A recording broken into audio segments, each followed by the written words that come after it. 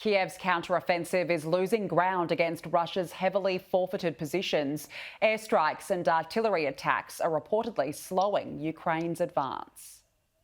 Ukraine's army continuing to take the fight to the Russians on the southern front. This video shows the 128th Territorial Defense Battalion clearing trenches after ousting Vladimir Putin's army, the unit says.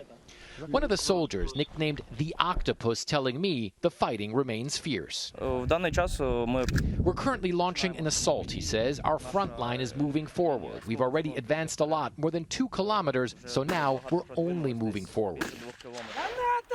Even after returning from the front line, the troops continue to train assaulting enemy positions so important for Ukraine's ongoing major counteroffensive. The guys here say that the battles that they've had with the Russians have been extremely tough. They've had to fight for every yard, and yet they are confident. They say that they can make this counteroffensive a success. Troops we spoke to say the biggest threat to them is Russian air power.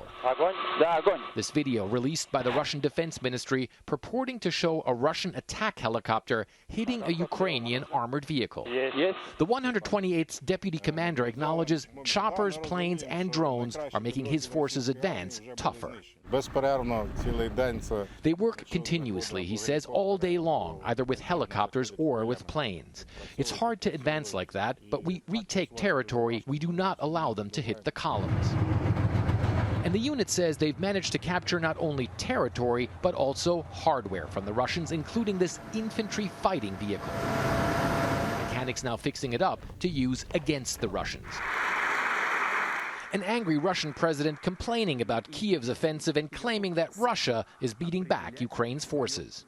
They have suffered large losses, 10 times more than the Russian army, and that's a fact. The Ukrainians do acknowledge some losses, but also say they've taken out a lot of Russian assets, and these troops vow to press on and take more vehicles from Moscow's troops as they advance.